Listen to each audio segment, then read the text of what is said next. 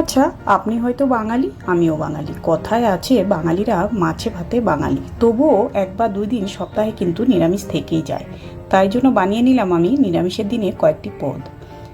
এখানে পটল আর কাঁকরোলের পাতুরি, শাক ভাজি, এখানে বিউলির ডাল আর মুগ ডাল দিয়ে কাঠি কচু দিয়ে রান্না করেছি। ডালটা কিন্তু দারুণ লাগে খেতে।